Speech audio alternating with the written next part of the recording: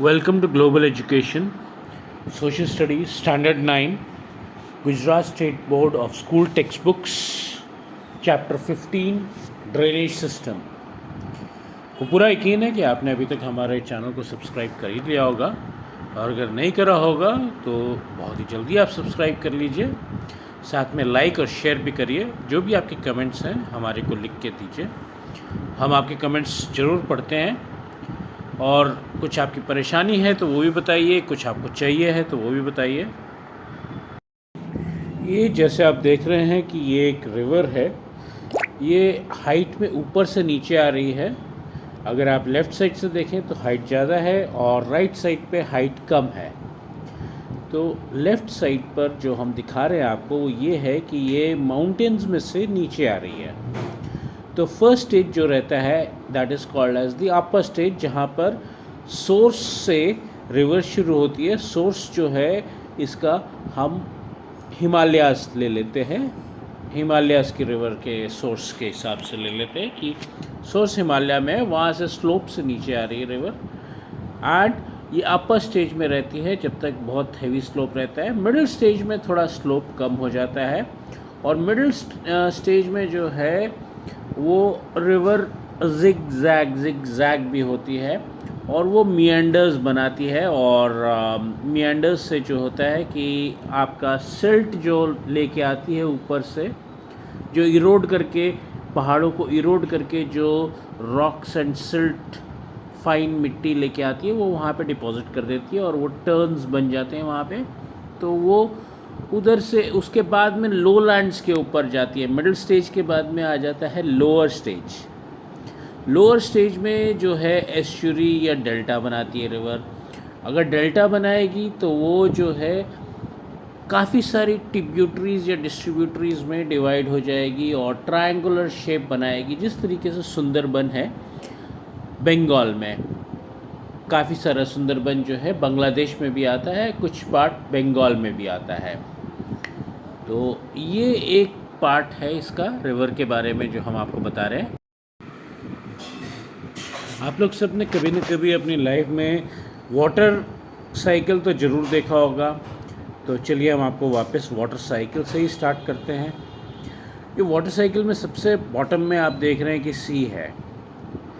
सी में से पानी इवेपोरेट कर रहा है, धूप की गर्मी से, सन की गर्मी से वाटर इवेपोरेट करता है, और वो वाटर इवेपोरेट करके ऊपर बादल बनता है। बादल जो है वो विंड से ऊपर की तरफ जाता है। तो ऊपर की तरफ जो जाता है तो वहाँ पर वो कॉन्डेंस, ये ऊपर जो है ये आप आ गए पहाड़ी के ऊपर। ये आप थोड़ा थोड़ा पहाड़ी जैसा देख रहे हैं, तो यहाँ पे पहाड़ी के ऊपर आ गए। पहाड़ी के ऊपर बर्फ़ भी जमी हुई है।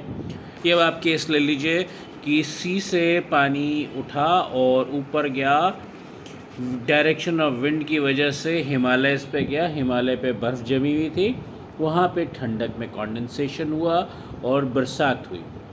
वहाँ पर हिमालय में से ये जितना कुछ लेक है, यहाँ पर एक लेक आप देख रहे हैं, तो ये लेक में भी पानी गया, और उसके अलावा चारों तरफ से पानी स्लोप से नीचे की तरफ आया।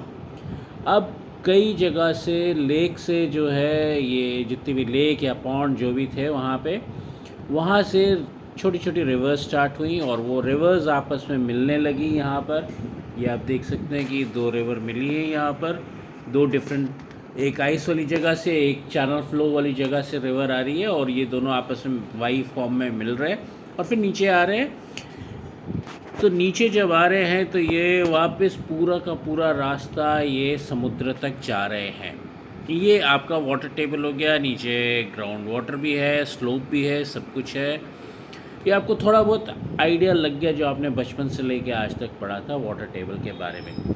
लेकिन यहाँ पर एक चीज़ और है, वो ये है कि ये जितने भी बरसात होती है या कुछ भी और कहीं से पानी आता है, तो वो आप देख रहे हैं कि स्लोप्स हैं यहाँ पर चारों तरफ। ये स्लोप्स जो हैं, तो वाटर टेबल जो है, वाटर साइकिल जो है, वो तो आपने आज तक समझा ही होगा बहुत दफ़े, बचपन से लेके आज तक। इसके अलावा एक चीज़ और है कि ये जो आप पूरी इमेज देख रहे हैं, ग्रीन पार्ट, यहाँ पर चाहे पहाड़ से हो चाहे कहीं पर भी हो, वो स्लोप से पानी रिवर के अंदर आता है। ये स्लोप जो है रिवर के दोनों तरफ, ये कैचमेंट एरिया होता है और कैचमेंट एरिया से पानी जो है वो रिवर में आ रहा है। तो ये सारा का सारा चीज़ जो है ये रिवर का बेसिन बनता है, जहाँ से पानी रिवर के अंदर आ रहा है। सिर्फ लेक से नहीं आ रहा है पानी, जो लेक से आ रहा है वो तो आपको दिख ही रहा है। उसके अलावा जो बरसात हुई, जो और पानी गिरा, वो कैचमेंट एरिया में गिरा, वो स्लोप की वजह से रिवर में आ जाता है या नीचे सीप करके चला जाता है और फिर रिवर में आ जाता है। तो ये जो है ये सारा का सारा बेसिन कहलाता है। यहाँ पर आप और एक डायग्राम आपको और एक डायग्राम के थ्रू भी बता रहे हैं कि यहाँ पे स्लोप के थ्रू ये ब्लैक एरोज़ आप नोट करिए। ब्लैक एरोज़ में आपको दिखेगा कि यहाँ पर स्लोप के थ्रू पानी जो है रिवर में आ रहा है और वो रिवर बढ़ती जा रही है और नीचे की तरफ जा रही है, हाइट से नीचे की तरफ आ रही है। आप ये देखिए, ये इधर इंटरसेप्शन जो है यहाँ पे सबसे ज़्यादा हाइट है लगभग इस एरिया में, वहाँ से हाइट कम होती जा रही है और ये जहाँ पे चैनल है यहाँ पे सबसे कम हाइट है।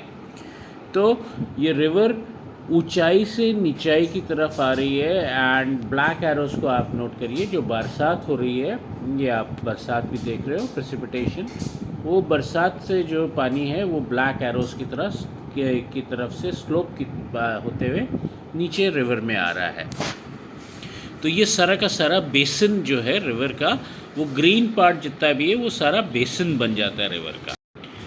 वंस अगेन और एक डायग्राम के थ्रू आपको बेसिन दिखा रहे हैं कि इधर से बरसात हो रही है और चारों तरफ आप देख सकते हो ये बीच से डिप्रेशन है और दोनों साइड पर, left as well as right side पर, ये लैंड जो है ऊपर की तरफ उठा हुआ है और ऊपर बरसात हो रही है। बरसात से पानी गिरेगा, वो स्लोप पे से दोनों तरफ से रिवर जो बीच में ब्लू कलर का है लाइन, उसमें रिवर में पानी आ जाएगा। वंस अगेन ये ग्रीन पार्ट जो है रिवर के दोनों तरफ ये बेसिन बनता है। कभी कभी ऐसा भी होता है कि दो बेसिन बन जाते हैं, बीच में एक एलिवेटेड लैंड पोर्शन आ जाता है। जैसे आप देख रहे हैं यहाँ पे ड्रेनेज डिवाइड वाली एक ब्लैक लाइन जो है, उस पर आप देखिए तो वो एलिवेटेड पोर्शन, ऊंचा उठा हुआ पहाड़ी जैसा पोर्शन है और उसके लेफ़्ट साइड पे ड्रेनेज बेसिन स्ट्रीम 1 आ रही है, ड्रेनेज बेसिन ऑफ स्ट्रीम 1। उसके राइट साइड पे, ड्रेनेज डिवाइड की लाइन के राइट साइड पे ड्रेनेज बेसिन ऑफ स्ट्रीम 2 आ रही है। तो यहाँ पर आपको ये दिखाया गया है कि दो सेपरेट नदी हैं। एक नदी जो है लेफ़्ट साइड वाली वो स्ट्रीम 1 कहलाती है और उसकी बहुत सारी ट्रिब्यूटरीज भी है और उसका बेसिन जो है वो लेफ़्ट साइड पर है, नदी के लेफ़्ट एंड राइट साइड दोनों तरफ है, लेकिन नदी ये स्ट्रीम 1 लेफ़्ट साइड पर है। And centre of the photograph में, सेंटर ऑफ द डायग्राम में ड्रेनेज डिवाइड है। ये ऊपर उठा हुआ रॉक, माउंटेन या ज़मीन का टुकड़ा है, प्लेटो भी हो सकती है, प्लेटो से भी ड्रेनेज डिवाइड करा जा सकता है, लेकिन यहाँ पर जो है ये माउंटेन शेप दिया हुआ है इसको, तो ये ड्रेनेज डिवाइड है। इसमें दो रिवर को ये ड्रेनेज डिवाइड, ये उठा हुआ पार्ट जो है वो डिवाइड कर रहा है और राइट साइड पे, ड्रेनेज डिवाइड के राइट साइड में स्ट्रीम 2 है और उसका बेसिन है, उसका कैचमेंट एरिया और उसका बेसिन। तो यहाँ से आपको वाटर डिवाइड काफ़ी अच्छे से समझ में आ जाएगा। वाटर डिवाइड का इस तरीके से आप और एक डायग्राम देख लीजिए। लेफ़्ट हैंड साइड पे ड्रेनेज ऑफ बेसिन 1 है, राइट हैंड साइड पे ड्रेनेज बेसिन 2 है और बीच में रेज्ड लैंड और अपलैंड है। तो वाटर डिवाइड को कहते हैं एन एलिवेटेड एरिया, अपलैंड और mountain that divides two drainage basins. आप कहोगे कि थ्योरी में तो बहुत अच्छा लगता है ये, लेकिन प्रैक्टिकली ऐसा कहाँ पे हम एग्जाम्पल देख सकते हैं? तो आपको एक एग्जाम्पल दिखा देता हूँ। ये पर्पल कलर की नदी जो है ये टांगरी नदी है और जो ब्लू कलर की नदी है ये घाघर नदी है। और हम ये देख रहे हैं, ये जो अभी आपको दिखा रहे हैं ये है अम्बाला। अम्बाला आता है हरियाणा में। तो हरियाणा में अम्बाला जो है ये एक डिवाइड है, वाटर डिवाइडर। अम्बाला का ये एक एरियल फ़ोटोग्राफ आप देख सकते हो कि अम्बाला का लैंड जो है वो ऊपर की तरफ उठा हुआ है। उसके लेफ़्ट हैंड साइड पे इंडस रिवर है और राइट हैंड साइड पे गंगा रिवर है। आप कहोगे कि ये इंडस रिवर तो वहाँ पे आपने हमको दिखाई नहीं और गंगा रिवर भी नहीं दिखाई। भाई नहीं दिखाई थी, वो आपको घाघर और टंगरी नदी दिखाई थी ना, वो उसके ट्रिब्यूटरीज़ हैं जो उसमें जाके मिलते हैं इंडस रिवर और गंगा रिवर में। हमने आपको अभी तक जो कुछ भी बताने की कोशिश करी वो इस आपकी बुक में सिर्फ 4.5 लाइनों में बताया गया हुआ है और हमने इतना टाइम लगा दिया आपको बताने में। खैर, आपको अच्छा लगा कि नहीं लगा हमको बता दीजिएगा कि हम इस तरीके से डिटेल में कहीं कहीं पे जाए कि नहीं जाए। तो आपकी बुक में जो बताया गया है वो ये है कि ड्रेनेज सिस्टम जो है वो एक सिस्टमैटिक पैटर्न ऑफ रिवर है। जो रिवर्स की ट्रिब्यूटरीज जो है वो आके मेन रिवर में मिल जाती हैं और उसका बेसन बन जाता है।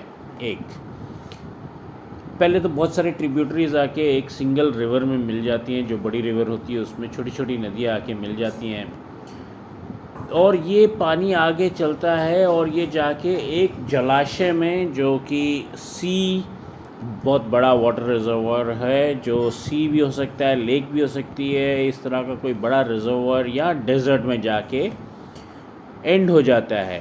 जो आपने हमारी फिगर्स में देखा था कि सोर्स से रिवर चालू होती है और माउथ पे जाके रिवर ख़त्म हो जाती है। तो माउथ जो है वहाँ पर आ जाता है सी या डेजर्ट या लेक, और जनरली ये माउंटेन्स में से स्टार्ट हो रही है या लेक में से स्टार्ट हो रही है। तो यहाँ पर आपको पता चल जा रहा है कि कहाँ से रिवर कहाँ जा रही है। और इसके अलावा 10 व्हेन अ रिवर फ्लोज, या अभी हम रिवर बेसिन की डेफिनेशन पर है। 10 when a river flows through it's system in any area it is called a river basin. तो रिवर बेसिन की ये डेफिनेशन ज़रूर याद रखिएगा। When a river flows through its system in any area it is called a river basin. उसके बाद में आता है when a mountain or an upland separates the flow of water from one another it is called water divide. ये water divide की definition है जो हमने आपको अम्बाला के एग्जाम्पल से बताई थी। ये भी ज़रूर याद रखिएगा। मैं आपको एक बार वापस रिपीट कर देता हूँ ये definition. When a mountain or an upland separates the flow of water from one another, it is called water divide.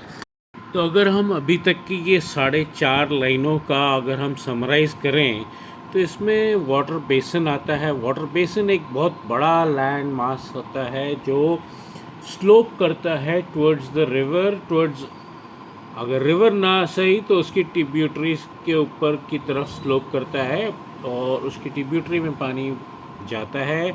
उसकी स्लोप की वजह से जो पानी अल्टीमेटली उस रिवर में जाता है। तो ट्रिब्यूटरीज प्लस रिवर दोनों का जहाँ तक कैचमेंट एरिया है वहाँ तक के एरिया को रिवर बेसिन कहा जाता है। अब जब दो रिवर बेसिन को बीच में से डिवाइड करता है एक उठा हुआ लैंड मास, एक माउंटेन, एक हिल या कोई उठा हुआ प्लेटो या उठा हुआ लैंड मास, तो उसको कहते हैं वाटर डिवाइड। तो ये हुआ ये दो चीज़ों के बारे में आपने तो हमने बता दिया है। दुनिया में सबसे बड़ा रिवर बेसिन जो है वो है अमेज़न रिवर का, रिवर अमेज़न। आपको पता है कहाँ पर है रिवर अमेज़न? चलिए मेरे को कमेंट करके बताइएगा। और इंडिया में जो सबसे बड़ा रिवर बेसिन है वो है गंगा रिवर का, इंडिया में। अब ड्रेनेज सिस्टम ऑफ इंडिया को अगर हम देखा जाए तो वो इंडिया की फिजियोग्राफी अगर आपको याद होगा तो चैप्टर 13 और 14 में हमने देखा था physiography part 1 and physiography part 2 में कि इंडिया को दो पार्ट में डिवाइड कर दिया, हिमालयन पार्ट और पेनिनसुलर पार्ट। हिमालयन पार्ट, फिर प्लेन्स और फिर पेनिनसुलर पार्ट। तो यहाँ पर रिवर्स को भी हम उसी तरीके से डिवाइड कर देते हैं। हम रिवर्स को दो पार्ट में डिवाइड कर देते हैं, हिमालयन रिवर्स और पेनिनसुलर रिवर्स। हिमालयन रिवर्स के बारे में हम आपको थोड़ा बहुत पहले बता चुके हुए हैं, जो इस डायग्राम के बदले में हमने आपको दूसरे डायग्राम से बताया था। ये मिडिल कोर्स, अपर कोर्स, मिडिल कोर्स और लोअर कोर्स के बारे में हमने आपको थोड़ा सा बताया था। तो ये ड्रेनेज सिस्टम ऑफ इंडिया को जैसे हमने आपको बताया कि दो पार्ट में डिवाइड कर सकते हैं, एक तो हिमालयन रिवर्स और एक peninsular reverse. Himalayan reverse, but obviously नाम से ही उसका मतलब आपको समझ में आ गया कि जो हिमालयन माउंटेन्स या हिमालय पर्वत में जो ओरिजिनेट करती हैं वो हिमालयन रिवर्स हो गई। तो और दूसरी पेनिनसुलर रिवर्स, यानी कि जो पेनिनसुलर यानी कि मिडिल ऑफ इंडिया और उसके नीचे के पार्ट तक जो जाती हैं में जहाँ पे ओरिजिनेट करती हैं, मिडिल ऑफ इंडिया एंड उसके नीचे to the southern tip of India, वहाँ तक जो ट्रायंगुलर, इन्वर्टेड ट्रायंगुलर फॉर्म में जो ओरिजिनेट करती हैं वो रिवर्स पेनिनसुलर रिवर्स हो गई। अभी हिमालयन रिवर्स का कुछ खूबियाँ हैं और पेनिनसुलर रिवर्स की भी कुछ खूबियाँ हैं। हिमालयन रिवर्स जो हैं वो आइस यानी कि स्नो या आइस कुछ भी कह लीजिए, उससे मेल्ट करके बनती हैं और वो काफ़ी ऊंचाई से नीचे आती हैं, तो उनके अंदर काफ़ी वेलोसिटी आ जाती है। और वो क्योंकि आइस को मेल्ट करके, आइस या स्नो को मेल्ट करके वो रिवर्स बनती है, तो उसमें पानी जो है वो साल भर रहता है, ठंड में भी रहता है, गर्मियों में भी रहता है और बरसात में तो बट ऑब्वियसली बहुत ज़्यादा पानी होता है, क्योंकि बरसात में वैसे भी ऊपर से मेल्ट करके आ रही है, बर्फ़ मेल्ट करके पानी बन के आ रही है और ऊपर से बरसात हो गई तो डबल पानी आ जाता है और बरसातों में इस वजह से फ्लड भी आता है। और ये मैंने आपको दूसरी बात और एक बताई कि पेरिनियल मतलब साल भर पानी रहने के अलावा ये जो हिमालयन रिवर्स हैं ये ज़्यादा लंबी हैं, क्योंकि इसमें ज़्यादा वेलोसिटी से पानी, ज़्यादा ऊंचाई से पानी नीचे आता है, तो काफ़ी वेलोसिटी से पानी नीचे आता है और काफ़ी दूर तक जाता है और ये बहुत लंबी रिवर्स होती हैं। फिर ये क्योंकि माउंटेन्स को काट के आती है, उनको इरोड करके आती है, वाटर भी इरोड करता है माउंटेन्स को, तो उसमें काफ़ी डीप गॉर्जेस भी बना के आती हैं। ये एक थर्ड पॉइंट हो गया। फिर ये जो रिवर्स हैं ये ज़्यादातर बहुत दूर सी में जाके एंड होती हैं, चाहे वो डेल्टा बनाए चाहे एस्चुरी बनाए, ज़्यादातर डेल्टा बनाती हैं। और सबसे ज़्यादा तो रिवर्स गंगा, यमुना, ब्रह्मपुत्रा, ये सब की सब जो हैं जो इंडिया की तरफ हैं वो जाके बे ऑफ बंगाल में मिलती हैं, सुंदरबन में गंगा, यमुना और ऊपर से आने वाली ब्रह्मपुत्रा भी। और जो इस तरफ नदियां हैं लेफ़्ट हैंड साइड में यानी कि वेस्टर्न साइड में, इंडस, सतलज, ये सब जो नदियां हैं ये पाकिस्तान के थ्रू अरेबियन सी में चली जाती हैं। तो ये कुछ मेजर डिफरेंसेस हैं। और जो मेजर डिफरेंस क्या, अभी तक तो मैंने सिर्फ हिमालयन रिवर्स के बारे में बताया है आपको। जो पेनिनसुलर रिवर्स है वो इतनी ज़्यादा लंबी नहीं होती और वो इतनी ज़्यादा हाइट से नीचे नहीं आती हैं, वो थोड़ी शैलो भी होती है, इतनी ज़्यादा डीप नहीं होती हैं, शैलो भी होती हैं और वो इतनी लंबी नहीं होती। तो इस तरीके के डिफरेंसेस आते हैं और वो ज़्यादातर एस्चुरी बनाती हैं, डेल्टा नहीं बनाती, रिवर में जाके तो वो भी गिरती हैं। ये देखिए, ये हमने आपको जो बताया था पहले शॉर्ट में regarding the upper coast, middle coast and lower coast, तो ये अभी हम हिमालयन रिवर्स की तरफ से आपको बताते हैं। अपर कोस्ट में अगर देखा जाए तो माउंटेन की पीक से ही उतरती हैं। ये डायग्राम दूसरा लिया है क्योंकि इसमें भी एक चीज़ आती है जो आपके दूसरे डायग्राम में नहीं आ रही थी, तो उसके वजह से हमने ये डायग्राम ले लिया। अभी ये अपर सोर्स यानी कि अपर कोर्स जो है ये वो दिखा रहे हैं हम आपको, जहाँ पे माउंटेन से रिवर नीचे आ रही है। ये काफ़ी डीप इरोजन करते हुए पहाड़ों में आती है नीचे और फिर वो बहुत ही स्पीड से आती है, बहुत ही हाई स्पीड से नीचे स्लोप पर आती है। बहुत हाई वॉल्यूम में सैंड, सेडिमेंट, रॉक्स, पत्थर ये सब लेके आती है। और फिर ये पहुंचती है मिडिल कोर्सेज़ पे जब पहुंचती है तो इतनी ज़्यादा स्लोप नहीं रहती, बहुत कम स्लोप हो जाती है और इसका फ़्लो जो है ना काफ़ी कम हो जाता है। फ़्लो काफ़ी कम हो जाता है मतलब स्पीड काफ़ी कम हो जाती है रिवर फ्लो की, क्योंकि अब स्लोप नहीं है, स्लोप है लेकिन कम है, तो उसकी वजह से इसका फ़्लो बहुत कम हो जाता है। और ये जो ऊपर से जो सैंड, सिल्ट, रॉक्स, पत्थर ये सब जो लेके आई थी, वो इसके साइड में सेडिमेंट होने लग जाते हैं, रिवर बेड के साइड में सेडिमेंट होने जाते हैं रिवर बैंक्स पे। और क्योंकि रिवर बैंक्स पे वो सेडिमेंट होने लग जाते हैं, वो काफ़ी फर्टाइल भी होते हैं, जो सॉइल उसमें आता है, तो वो कर्व्स बनने लग जाते हैं वहाँ पे। तो वो कर्व्स जो है ना उससे मियांडर बनते हैं, कर्व्स, और उसकी वजह से फ्लड्स भी आते हैं। अब जब फ्लड आता है तो और ज़्यादा सेडिमेंट हो जाता है वहाँ पे, और ज़्यादा सेडिमेंट होने से और ज़्यादा कर्व्स और मोड़ तोड़ हो जाती है रिवर में। तो ये मिडिल कोर्स में ये सब चीज़ें काफ़ी होती हैं। अब मिडिल कोर्स के बाद में आता है आपका लोअर कोर्स में ये देखिए आप यहाँ पर कि रिवर जो है उसकी बहुत सारी ट्रिब्यूटरीज हो जाती है, ट्रायंगुलर फॉर्म में उसकी ट्रिब्यूटरीज हो जाती है, यहाँ पे आप देख रहे हैं ना ट्रायंगुलर फॉर्म में, और फिर ये जाके सी में मिलती है। तो जब सी में मिलती है तो ये कहलाता है ट्रायंगुलर फॉर्म की इसकी ट्रिब्यूटरीज के साथ में जब ऐसे केस में मिलती है सी में तो ये डेल्टा कहलाता है।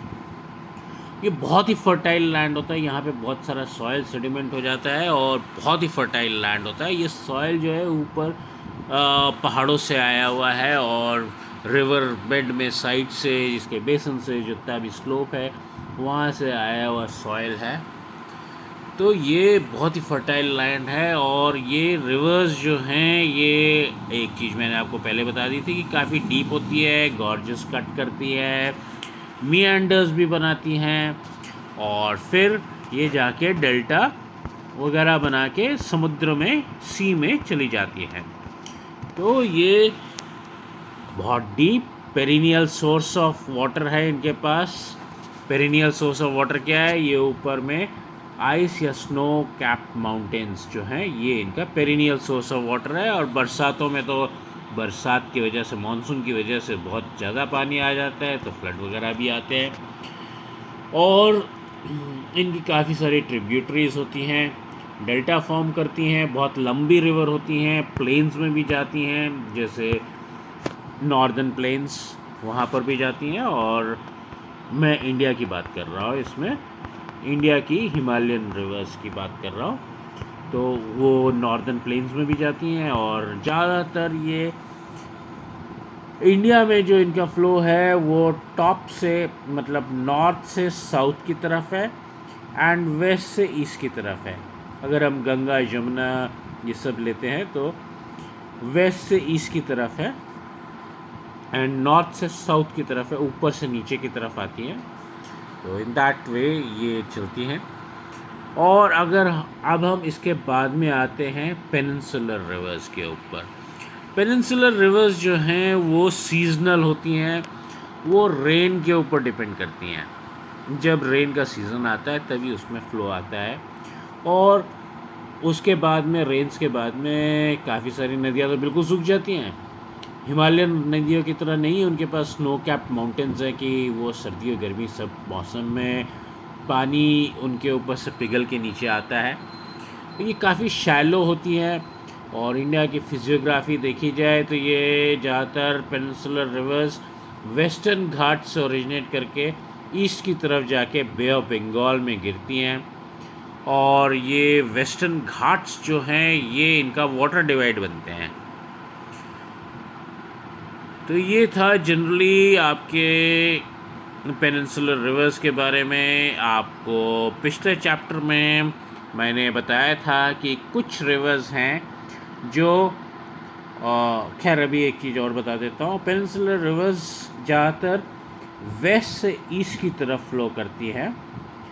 तो यहाँ पर मैंने आपको पिछले चैप्टर में, यानी कि जो फिजियोग्राफी पार्ट 2 था उसमें आपको बताया था कि कुछ रिवर्स ऐसी भी हैं पेनिनसुलर रिवर्स जो ईस्ट से वेस्ट की तरफ फ्लो करती है। क्या आप मेरे को उनका नाम वापस कमेंट में बता सकते हो? हम जरा देखें आप कितना पीछे का चैप्टर पढ़ रहे हो।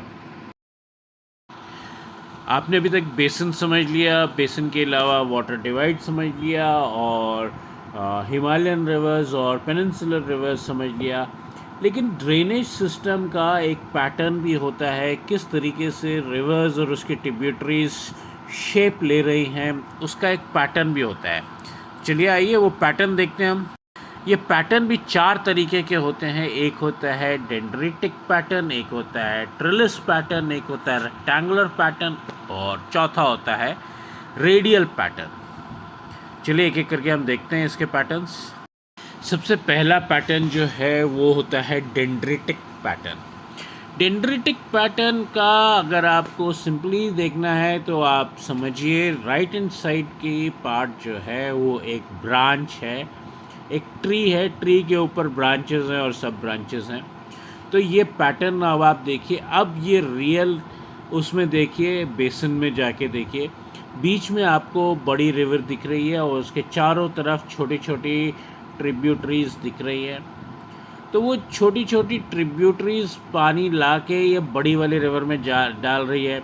अभी आप इसको ब्रॉड फिगर को, बड़े फिगर को, पूरे बेसिन को अगर आप देखते हैं तो आपको क्या दिखता है? एक ट्री है और उसकी ब्रांचेस हैं। तो जब ये पैटर्न फॉर्म होता है, ट्री एंड ब्रांचेस वाला पैटर्न, तो वो कहलाता है डेंड्रिटिक पैटर्न। पैटर्न नंबर 2 कहलाता है ट्रेलिस पैटर्न।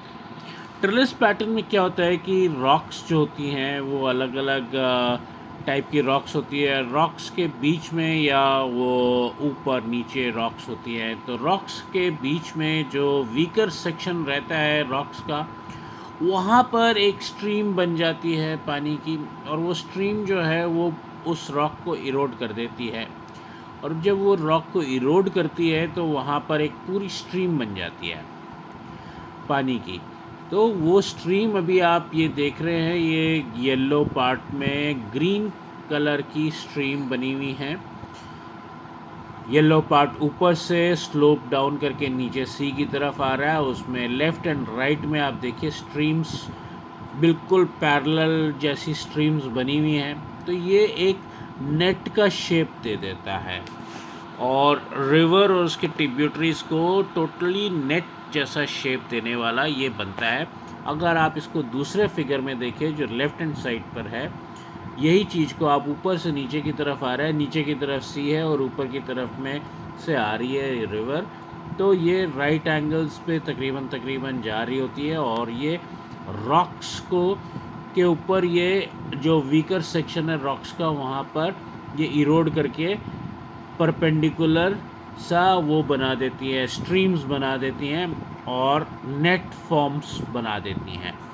तो ये आपका हो गया दूसरा। अगर हम दूसरे तरीके से देखें तो कुछ रॉक्स होती हैं वो काफ़ी रेजिस्टेंट होती हैं और कुछ रॉक्स होती हैं जो लेस रेजिस्टेंट होती हैं। तो वैलीज़ जो लेस रेजिस्टेंट रॉक्स होती हैं वहाँ पर वो कट करके, इरोड करके स्ट्रीम बना देती हैं, वैली बना देती हैं, गहरा पार्ट बना देती हैं जिसमें स्ट्रीम बन जाती है। तो वो यहाँ पर आप देखिए रॉक्स का ये एक स्ट्रक्चर है रॉक्स का, जिसके अंदर ये parallel lines left to right lines जा रही है जहाँ पर डिफरेंट लेवल्स बन गए हुए हैं। तो ये रिजेस काट के वो वैलीज़ कट कर देती हैं लेस रेजिस्टेंट, जहाँ पे रेजिस्टेंस कम मिलती है वैसे रॉक्स में, जहाँ पे मतलब कि रॉक्स थोड़ी सॉफ्ट सी है, कम स्ट्रॉन्ग है, वहाँ पर ये स्ट्रीम्स बना देती हैं। तो ये दूसरी तरीके से अगर आप देखें तो ये भी ट्रेलिस पैटर्न है। तीसरा फॉर्म जो है वो कहलाता है रेक्टेंगुलर फॉर्म। रेक्टेंगल में क्या होता है कि 90 डिग्री एंगल होता है, तो यहाँ पर भी 90 डिग्री एंगल जैसा ही बनता है। आप इसको देखना चाहो तो लेफ़्ट हैंड साइड पे जो ब्लू कलर का आपको छोटा सा डायग्राम बना के दिखाया हुआ है, उसमें आप देख सकते हैं कि किस तरीके से ये रिवर का फ़्लो चलता है। 90 डिग्री एंगल पे ये ट्रिब्यूटरीज आके मेन रिवर में मिलती है, तो वो आप देख रहे हो। अब आप इसको रियल प्लेन पे देखिए तो इस तरीके का कुछ स्ट्रक्चर बनता है रिवर का, और ये कहलाता है rectangular structure, rectangular pattern. Rectangular pattern का एक मेन एग्जाम्पल आता है नर्मदा नदी। नर्मदा नदी गुजरात से भी होके गुजरती है। फोर्थ पैटर्न जो बनाती है नदियाँ वो होता है रेडियल पैटर्न। रेडियल पैटर्न में एक हिल के ऊपर से नदियाँ ओरिजिनेट करती हैं, जो स्लोप से पानी नीचे आ रहा है वो चारों तरफ आ जाता है। उसकी ट्रिब्यूटरीज जो होती हैं वो चारों तरफ किसी भी डायरेक्शन में चल देती हैं, और वो एक कुछ इस तरीके का स्ट्रक्चर बना देती हैं। यहाँ पर आपको एक वॉल्केनो दिखाई गई है। वॉल्केनो से आप नीचे ब्लू लाइंस देख रहे हैं जो चारों तरफ जा रही है, ओरिजिनेट करके चारों तरफ जा रही है। वो ब्लू लाइंस जो हैं वो रिवर्स बन रही हैं, रिव्यूलेट्स बन रहे हैं, रिवर्स बन रही हैं, कुछ भी कह लीजिए, क्योंकि ये जितनी इतने सारे रिव्यूलेट्स बन जाएंगे, इतनी सारी छोटी छोटी नदियाँ बन जाएगी कि इसको रिवर कहना तो ठीक नहीं है, रिव्यूलेट्स ही कहना बेटर रहेगा। ये एक फोर्थ पैटर्न होता है। ये हर दिशा में, ऑल डायरेक्शंस में 360 डिग्री एंगल, वो पीक से आप देखें तो 360 डिग्री एंगल पूरा चारों तरफ जा रही हैं नदियाँ, ऑल डायरेक्शंस। ये इस तरह का कुछ रिवर्स रिवर का पैटर्न बन जाता है। ये सौराष्ट्र में देखा जाता है, गुजरात में। कुछ टर्म्स आती हैं आपकी बुक में जो आपकी बुक में ज़्यादा अच्छे से एक्सप्लेन नहीं करा हुआ है, शायद आपको अभी इसकी ज़रूरत नहीं है, लेकिन क्योंकि वो टर्म्स आ रही हैं और आपको उसकी अंडरस्टैंडिंग नहीं है, इसके लिए हम लाइटली उन टर्म्स को थोड़ा सा आपको बता देते हैं पिक्टोरियल फॉर्म में। जैसे ये जो है ये गॉर्ज है, गॉर्ज बनता है वाटरफॉल से। वाटरफॉल कट करता है, इरोड करता है साइड को, जैसे आप ऊपर वाले डायग्राम में देख रहे हैं कि उसकी पहले की पोजीशन क्या थी और बाद की पोजीशन क्या थी, और कुछ इस तरीके से वो गॉर्ज बन जाता है। दोनों साइड पर हाई स्टीप वर्टिकल वॉल्स जैसी बन जाती हैं, वर्टिकल, और इस तरीके, और बीच में से पानी फ्लो कर रहा होता है, एक वैली सी बन जाती है। इसकी अगर आप रियल लाइफ पिक्चर देखना चाहें तो ऐसी कुछ लगती है पिक्चर रियल लाइफ में। बीच में से नदी जा रही है, दोनों तरफ वर्टिकल जैसी दीवार बन गई है और बीच में से नदी फ्लो कर रही है इरोजन करते हुए। तो इस तरीके का गॉर्ज होता है। एक ये फ़ोटो और है जहाँ पे और ज़्यादा स्टीप और ज़्यादा नीचे चली गई है, वैली में चली गई है नदी। इस तरीके से गॉर्ज बनता है। ये मियांडर है जहाँ पे आप देख रहे हैं कि ओरिजिनल कोर्स रिवर का स्ट्रेट था, उसके बाद में ये कर्व्ड फॉर्म लेने लग गया है, और ये लेता है curved form because of the deposition of silt, जो वो ऊपर से लेके आता है, पहाड़ों से लेके आता है। वो जब ये मिडिल कोर्स में होता है, अपर कोर्स से ये सब रॉक सिल्ट ये सब लेके आता है, और मिडिल कोर्स में जब उसकी कम हो जाता है, उसका फ्लो, उसका स्पीड कम हो जाता है, तब ये इस तरीके से वो सिल्ट को साइड पे डिपॉजिट करता है due to floods and normal deposition, और इस तरीके से कर्व फॉर्म में चलता है। इसको कहते हैं मियांडर। इसका अगर एक रियल लाइफ पिक्चर देखना चाहोगे तो कुछ इस तरीके से दिखता है। और ये जो एक आपने एक बबल सा देख रहे हो यहाँ पे, ये थोड़े टाइम के बाद में ये बबल क्लोज होके यहाँ से स्ट्रेट फ्लो भी हो सकता है। ये अब आप देख रहे हो एक डेल्टा फॉर्म हो रहा है। ये डेल्टा जो है ये ऐसे ही आपको डायग्राम में भी दिखा रहे हैं कि डेल्टा किस तरह का होता है। रिवर ऊपर से आ रही है और वो बहुत सारी डिस्ट्रीब्यूटरीज में बाइफिकेट होके ट्रायंगल्स फॉर्म करके सी में जाके मिल रही है।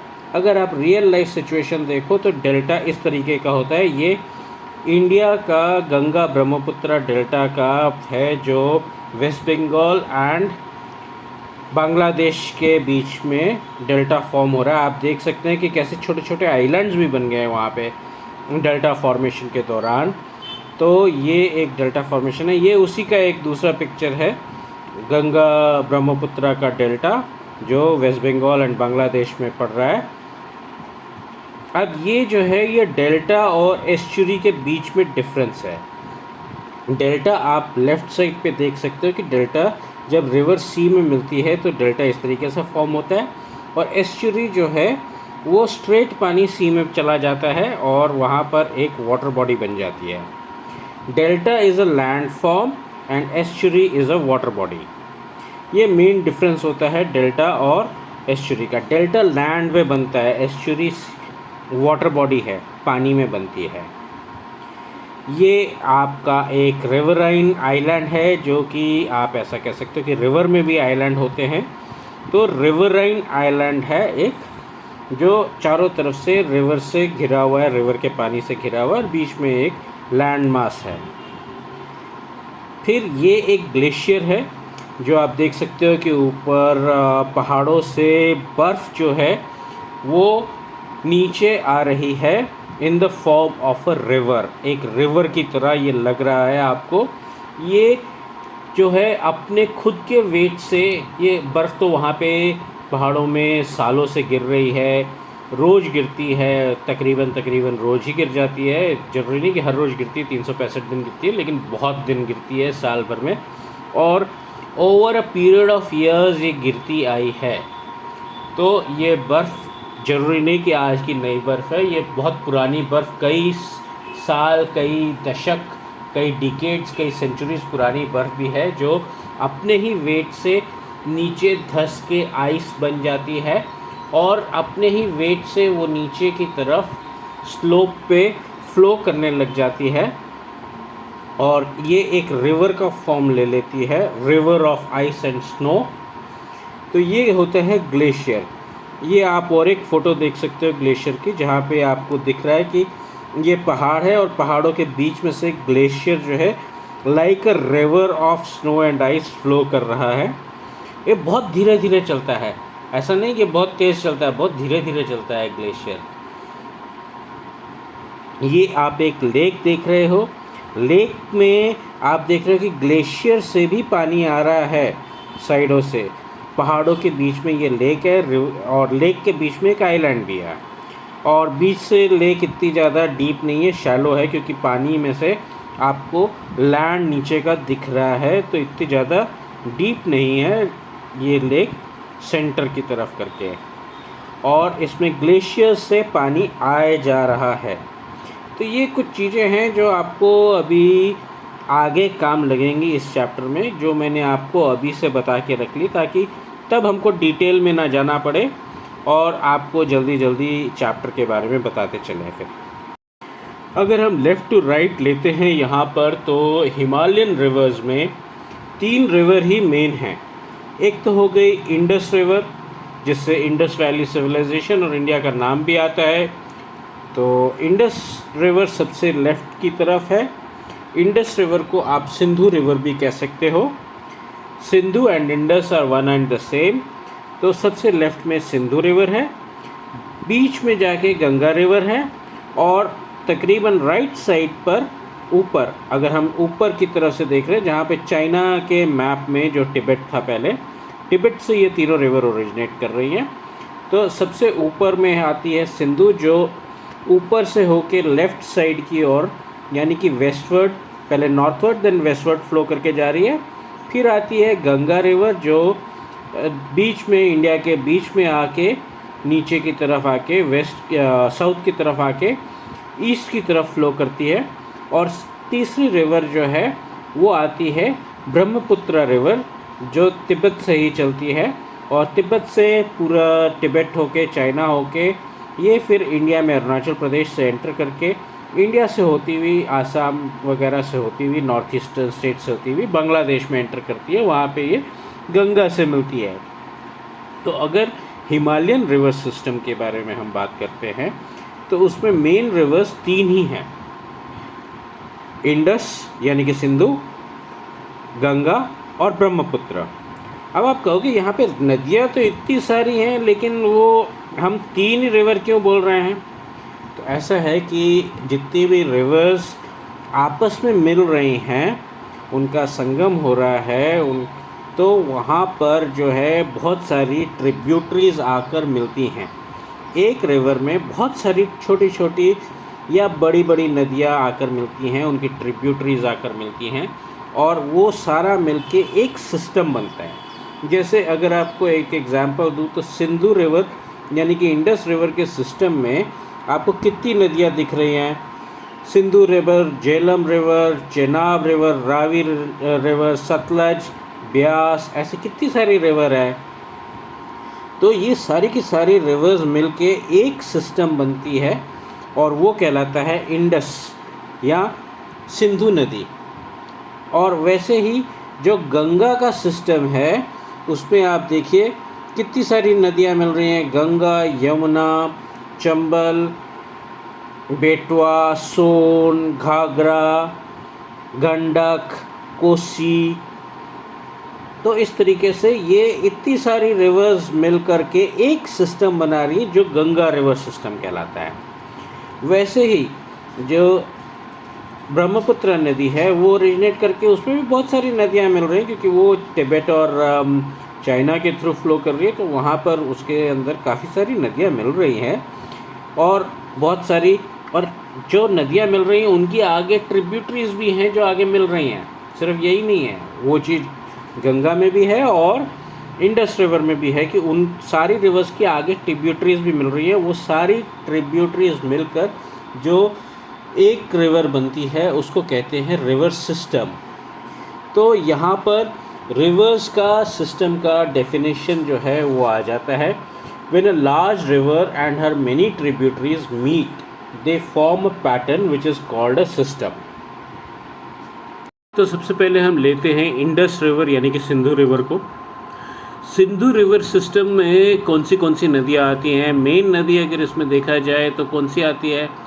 अब हमने आपको पिछले चैप्टर में 2 आप और 5 आप बताया था। 2 आप होता है 2 वाटर 5 आप, 5 आप यानी कि 5 वाटर्स जो होता है वो होता है क्या? सिंधु, सतलज, ब्यास, रावी, झेलम। 5 नदी, 5 वाटर, 5 वाटर्स, पंजाब। तो यहाँ से आपको ये पिछले चैप्टर से ये आपको सिंधु यानी कि इंडस रिवर सिस्टम की 5 नदियों का आपके बारे आपको अच्छे से याद हो जाना चाहिए। अब ये 5 नदियों के अलावा जो है ये 5 नदियाँ खैर मिलती हैं एक जगह पाकिस्तान में, जिसको कहा जाता है मिठानकोट। मिठानकोट के पास में ये इंडस रिवर में ये 5 नदियाँ मिल जाती हैं आके, तो ये जगह कहलाती है मिठानकोट। ये है पाकिस्तान में। अब ये नदी सिस्टम में, ये रिवर सिस्टम में काफ़ी सारी ट्रिब्यूटरीज भी आकर मिलेंगी। वो ट्रिब्यूटरीज जो हैं उनका नाम है जैसे ज़ास्कर, नुब्रा, शाइलॉक, हंजा, इस तरह से इनके नाम हैं। और ये अल्टीमेटली फ़्लो करती है पाकिस्तान के थ्रू होते हुए अरेबियन सी में। तो यहाँ पर ये आपको माउथ ऑफ द रिवर जो है वो अरेबियन सी है। अब इस सोर्स के बारे में तो हमने बताया ही नहीं आपको। अब सोर्स जो है ये रिवर का, हर एक रिवर का अलग अलग सोर्स है। मेन रिवर जो है वो सतलज है। सिंधु नदी मेन है, और सिंधु नदी का सोर्स जो है वो यहाँ पर चाइना में मानसरोवर के पास में। ये एक्चुअली तिब्बत है, लेकिन अभी चाइना ने ऑक्यूपाई करा हुआ है तिब्बत को, तो इसके लिए आप खैर फिर भी आप तिब्बत ही बोलिए, तिब्बत अंडर चाइना। तो तिब्बत में मानसरोवर के पास में ये सिंधु नदी स्टार्ट होती है। इसका सोर्स ये है, सोर्स ऑफ द सिंधु नदी यानी इंडस नदी is Mansarovar, Tibet, now China. और माउथ ऑफ द रिवर जो है यहाँ पर अरेबियन सी में जाके आता है पाकिस्तान में। अभी इसका जो फ्लो है मैंने आपको रिवर स्लोप लास्ट चैप्टर में बता दिया हुआ है, तो वो स्लोप्स के अनुसार आप वहाँ से एक बार वापस प्रीवियस चैप्टर को एक बार स्टडी कर लेंगे तो आपको पता चल जाएगा कि स्लोप के बारे में मैं क्या बताना चाहता था, वो स्लोप यहाँ पर आपको ऑटोमेटिकली सारी चीज़ें फिट दिख जाएंगी। खैर, ये रिवर जो है इंडस रिवर, सिंधु रिवर, ये सोर्स करती है तिब्बत में मानसरोवर के पास में, और यहाँ से ये जाती है टुवर्ड्स नॉर्थ, और नॉर्थ में अपवर्ड जा रही है, और अपवर्ड के अलावा वेस्टवर्ड जा रही है ऊपर की तरफ। Leh district, Ladakh union territory, current union territory Ladakh की पड़ती है वो। और वैसे पुराने टाइम पे अगर देखें तो स्टेट ऑफ जम्मू कश्मीर कहलाता था ये। वहाँ पर जाके वहाँ से फिर ये नीचे की तरफ टर्न करती है। नीचे की तरफ जो टर्न करी तो साउथवर्ड टर्न करी, और साउथवर्ड टर्न करके ये नीचे की तरफ जाती है, और जाकर ये इधर माउथ ऑफ द रिवर, यानी कि जब ये अरेबियन सी में मिल रही वहाँ पे mouth. Point to be noted, Mansarovar is the source and mouth of the river is Arabian sea. ठीक है, तो दिस वाज अबाउट सिंधु।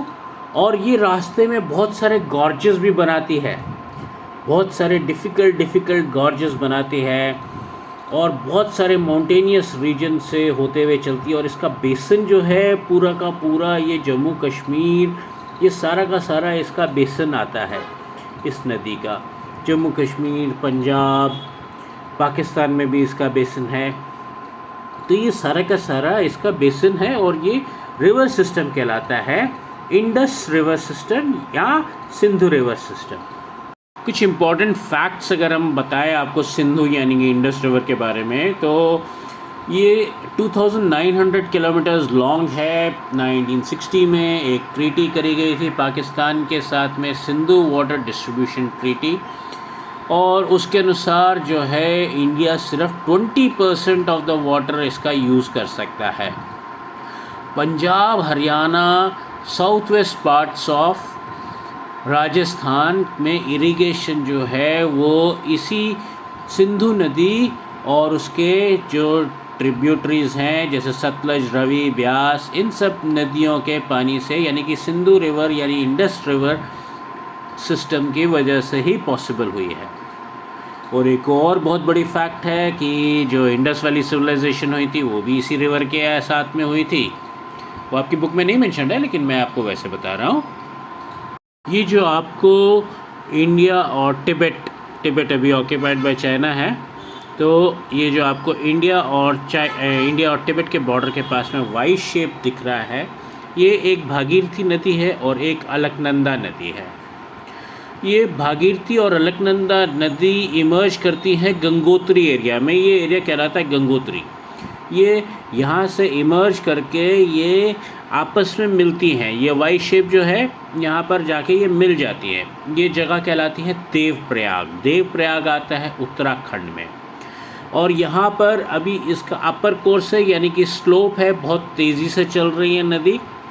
और उसके बाद में ये ज़मीन पर उतरेंगी, यानी कि मिडिल लेवल पे जाके जो आएंगी, मिडिल कोर्स में जो आएंगी वो आएंगी हरिद्वार के पास में। ये खैर जब अलकनंदा और भागीरथी नदी मिले आपस में तो ये कहलाती है गंगा नदी। और ये हरिद्वार के पास में जब ये नीचे प्लेन्स पर उतरेगी, यानी अपने मिडिल कोर्स में आएगी, वो आएगी हरिद्वार के पास में। तो ये गंगा नदी हो गई। फिर आती है आपकी जमुना नदी। यमुना नदी ये रही आपकी, ये इधर से यमुनोत्री एरिया से स्टार्ट होती है हिमालय में, और ये गंगा के साथ साथ ही चलती है काफ़ी हद तक। यमुना नदी में आके गिरती हैं। यमुना नदी की ट्रिब्यूटरीज जो है चंबल, बेटवा, ये सब जो साउथ की तरफ से आके यहाँ पर गिर रही हैं। ये एरिड लैंड से आके इधर गिर रहे हैं, पेनिनसुलर प्लेटो से आ रही हैं चंबल और बेटवा, और आके यमुना में मिल रही हैं। इनका यमुना में मिश्रण हो रहा है। ये छोटी नदियां हैं, इनमें कम पानी है, पेनिनसुलर प्लेटो से आ रही हैं। यमुना और गंगा जो है पेरिनियल रिवर्स हैं, जो कि आपके हिमालय से आ रही है। इनमें साल भर पानी रहता है। और चंबल और बेटवा में इतना ज़्यादा पानी नहीं है, ये इतनी शैलो भी हैं, मतलब शैलो भी हैं, और ये सीजनल रिवर्स की तरह आप कह सकते हैं, जहाँ पे मॉनसून के हिसाब से पानी आता है। और ये आके रिवर यमुना में मिली। गंगा और यमुना रिवर जो है वो आकर मिलती हैं कहाँ पर? इलाहाबाद में, जो अब प्रयागराज कहलाता है, उत्तर प्रदेश में आता है वो। उसके बाद में इनका कंबाइंड फ्लो चलता है, जो जिसमें सोन नदी, घाघरा नदी, गंडक नदी, ये घाघरा गंडक ये सब जो हैं ये आपकी आ रही हैं नेपाल से। तो नेपाल से आके ये यहाँ पर मिल रही हैं। सोन नदी नीचे आपकी प्लाटो में से, पेनिनसुलर इंडिया की तरफ से आके इसमें मिल रही है गंगा नदी में। आगे कोसी नदी भी चाइना यानी कि तिब्बत एंड नेपाल से होती हुई कोसी नदी भी आके गंगा नदी में मिल रही है।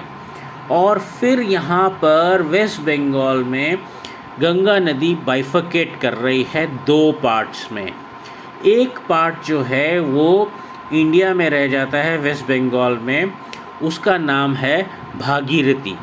भागीरथी नदी, और उसका एक और नाम भी है, वो है हुगली। आप नोटिस करेंगे कि भागीरथी नदी का ये जो भागीरथी नाम है ये यहाँ पर at the mouth of the river भी आ गया है। माउथ यानी कि जब ये समुंदर में, बे ऑफ बंगाल में मिलने जा रही है, वहाँ पर भी उसके काफ़ी पास में इसका नाम भागीरथी आ गया। और जब ये ओरिजिनेट करी थी गंगोत्री में, तब भी इसका नाम भागीरथी था। तो भागीरथी नदी का नाम दोनों तरफ भागीरथी है, ठीक है, और लेकिन बीच में इसका नाम गंगा आ जाता है। और जो दूसरा पार्ट है वो बांग्लादेश में चला जाता है। बांग्लादेश में जो पार्ट चला जाता है उसको कहते हैं पद्मा, और ये पद्मा के साथ में आके मिलती है ऊपर से ब्रह्मपुत्र नदी। और ये गंगा एंड ब्रह्मपुत्र का संगम होता है यहाँ पे, और ये बहुत बड़ा डेल्टा बनता है। इस डेल्टा को कहते हैं सुंदरवन।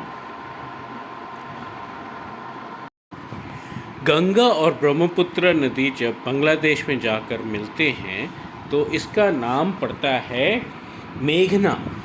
और ये यहाँ पर बहुत ही ज़्यादा क्या कहते हैं, रेनी एरिया से होके आती है। जो आसाम, मेघालय, नॉर्थ ईस्ट का पार्ट है इंडिया का, वो बहुत ही रेनी एरिया है, बहुत ही ज़्यादा पानी आ जाता है इसमें, और साथ में ही आता है, और हिली रीजन भी है, तो यहाँ पर बहुत सारा सिल्ट भी आता है साथ में। और ये सारा सिल्ट यहाँ पे सेडिमेंट करता है, और यहाँ पर बनता है डेल्टा, जो सुंदरवन डेल्टा भी कहलाता है। गंगा ब्रह्मपुत्र का डेल्टा कहलाता है, और साथ में सुंदरवन डेल्टा कहलाता है। सुंदरवन यह नाम पड़ता है एक ट्री के नाम से, जिसको सुंदरी कहा जाता है, जो इस एरिया में पाया जाता है। लेकिन अभी हम थोड़ा सा पीछे वापस आते हैं। ये गंगा रिवर सिस्टम का बेसिन आपको बता देते हैं। गंगा रिवर सिस्टम का बेसिन अगर देखा जाए तो तिब्बत, नेपाल से लेकर ये प्लेन्स ऑफ नॉर्दर्न इंडिया से लेकर नीचे पेनिनसुलर इंडिया में जाकर चंबल नदी, ये सब एरिया तक इसका बेसिन चल रहा है। यहाँ से लेके बांग्लादेश तक, और ऊपर आसाम, मेघालय, ये सेवन सिस्टर्स, भूटान वगैरह, सब इसका बेसिन है गंगा नदी का। तो इसका बेसिन बहुत ही बड़ा है, और ये लार्जेस्ट बेसिन है इंडिया में। और इसके साथ में ही यहाँ पर, क्योंकि बहुत ज़्यादा बरसात होती है और सब कुछ होता है, अगर हम नॉर्दर्न प्लेन्स की बात करें, और इतनी सारी नदियाँ आती हैं ये तिब्बत से, फिर नेपाल से, फिर ये पेनिनसुलर इंडिया से, और ग्रेट नॉर्दर्न प्लेन्स में भी इतनी बरसात होती है, तो यहाँ पर बहुत सारा फ्लड भी आता है। इतनी सारी नदियाँ भी आपस में आके मिल रही हैं, यहाँ पे बहुत सारा फ्लड भी आता है इस रिवर बेसिन में, गंगा रिवर बेसिन में। लेकिन फिर भी डिस्पाइट द फैक्ट कि इतनी जान माल की नुकसान होता है, लोग भी मरते हैं, खेती ख़राब होती है, एग्रीकल्चर ख़राब होता है, लैंड में पानी भर आता है, फ्लड्स की वजह से बिल्डिंगें, फैक्ट्रियाँ ये सब डूब जाती हैं। इतने सारे नुकसान के बावजूद ये इंडिया की प्रॉस्पेरिटी में बहुत बड़ा हिस्सा ले करती है, बहुत बड़ा हिस्सा कंट्रीब्यूट करती है। और इंडिया की उन्नति जो है वो इस river system, Ganga river system की वजह से बहुत ज़्यादा हुई है। अगर हम सिमिलरली बात करें प्रीवियस रिवर सिस्टम की, जो हमने लिया था कि इंडस यानी कि सिंधु रिवर सिस्टम, तो वहाँ पर भी पंजाब, हरियाणा ये सब, अगर हम इंडिया की बात कर रहे हैं, अभी हम पाकिस्तान की बात नहीं कर रहे हैं, इंडिया में पंजाब, हरियाणा और राजस्थान के साउथ वेस्ट पार्ट में अगर देखा जाए तो ये रिवर सिस्टम की वजह से बहुत ज़्यादा एग्रीकल्चर होता है और बहुत ज़्यादा हरियाली आई है और बहुत ज़्यादा एडवांसमेंट हुआ है। वहाँ पर खुशहाली का कारण ये इंडस यानी कि Sutlej river, Sindhu river system है। और यहाँ पर गंगा रिवर सिस्टम जो है ये हमारी बहुत ज़्यादा प्रॉस्पेरिटी लेके आई है और उधर इंडस रिवर सिस्टम बहुत ज़्यादा प्रॉस्पेरिटी लेकर आई है। अगर हम इसकी गंगा नदी की बात करें तो गंगा नदी जो है वो रफली गंगा रिवर जो है रफली 2500 किलोमीटर्स लंबी है। इसमें जो है आपका ये डेल्टा जो फॉर्म होता है बांग्लादेश एंड वेस्ट बंगाल में, यहाँ पर मैंने जैसा आपको बताया कि एक पेड़ उगता है सुंदरी, और उस पेड़ की वजह से इसका नाम पड़ा है सुंदर वन। और यहाँ पे बहुत सारे मैंग्रोव फॉरेस्ट हैं और ये उसकी वजह से ये डेल्टा बहुत फेमस भी है। तो गंगा रिवर और ये जो आपकी सिंधु रिवर है यानी कि इंडस रिवर और गंगा रिवर, इन दोनों के बीच में वाटर डिवाइड आता है। दो सेपरेट बेसिन्स के लिए एक वाटर डिवाइड आता है। वो वाटर डिवाइड जो है वो अम्बाला सिटी है। मैंने आपको पहले उसकी फ़ोटोग्राफ भी दे दी थी कि किस तरह से वाटर डिवाइड होता है, आपको इलस्ट्रेशन से, डायग्राम के तरफ से भी समझाया था और अम्बाला की एक फ़ोटो भी दी थी जिससे आपको ये वाटर डिवाइड समझ में आएगा। अम्बाला जो है वो रफली 300 metres above the sea level है। और ये जो पॉइंट आता है आपका बांग्लादेश या फिर वेस्ट बंगाल में, ये करीब 1800 किलोमीटर्स है। तो यहाँ से ये सी लेवल पर है डेफिनेटली, तो यहाँ पे ज़ीरो हो गया और वहाँ पे 300 मीटर्स की हाइट हो गई। और डिस्टेंस वाइज अगर हम देखा जाए तो अम्बाला से लेके यहाँ तक जो नदी अपना डिस्टेंस ट्रैवल कर रही है वो है रफली 1800 किलोमीटर्स। तो अगर हम इसको डिवाइड करके देखते हैं तो 1 मीटर जो इसकी हाइट कम होती है वो हाइट कम होती है 6 किलोमीटर्स में 1 मीटर कम हाइट होती है, स्लोप इतना कम है। तो मैंने आपको ये जब इसके बारे में बताया था 3 फॉर्म्स में, तो मिडिल कोर्स में आप देखिए 1 मीटर हाइट कम करने के लिए, 1 मीटर की स्लोप लेने के लिए उसको 6 किलोमीटर्स चल रही है रिवर। और इस दौरान वो बहुत सारे कर्व्स, मींडर्स भी बना रही है, जो मैंने आपको एक फिगर में ऑलरेडी समझा दिया हुआ है, फिगर में और फोटोग्राफ में। तो मींडर्स भी बना रही है, कर्व्स भी बना रही है, सी फॉर्म बना रही है। तो ये सब चीज़ें करती हुई ये रिवर यहाँ तक पहुँच रही है और यहाँ पर जो है ये डेल्टा फॉर्म करके अंदर बे ऑफ बंगाल में मीट कर जाती है। The mouth of the river is Bay of Bengal and source of the river is mountains, Gangotri, Yamunotri, इस तरीके से डिफरेंट सोर्सेज है। हर नदी के मेन नदी का सोर्स जो है गंगा का वो है गंगोत्री, ठीक है। ब्रह्मपुत्र रिवर सिस्टम का सोर्स जो है वो तिब्बत, मानसरोवर के पास में है और माउथ ऑफ द रिवर जो है वो यहाँ पर बांग्लादेश में जाकर आता है in the Bay of Bengal. तो यहाँ पर अब जो इसका सोर्स है ये मानसरोवर में, यहाँ से और भी मानसरोवर के पास यहाँ पे तिब्बत में और भी नदियाँ ओरिजिनेट कर रही हैं, सिंधु और सतलज, वो भी यहाँ से ओरिजिनेट कर रही हैं। और ये सांगपो रिवर कहलाती है, TSANGPO रिवर कहलाती है तिब्बत में। और ये तिब्बत से ओरिजिनेट करके धीरे धीरे चल के यहाँ पर ये अलोंग द हिमालय के पैरेलल चल के ये ईस्ट की तरफ जाती है। और ईस्ट में ये यहाँ पर ऑलमोस्ट एक यू टर्न लेकर इंडिया के अंदर अरुणाचल प्रदेश से एंट्री करती है। यहाँ पर ये कहलाती है दिहांग। और ये जगह जहाँ से ये इंडिया में एंटर करती है वो जगह है नामाचा बारवा के पास में। तो यहाँ से ये इंडिया में एंटर करती है और इसका नाम होता है दिहांग। दिहांग नदी में 2 ट्रिब्यूटरीज और गिरती हैं जिनका नाम है लोहित और केनुला। और ये जब लोहित और केनुला इसमें मिल जाती हैं तब ये कहलाती हैं ब्रह्मपुत्रा। आसाम में जाके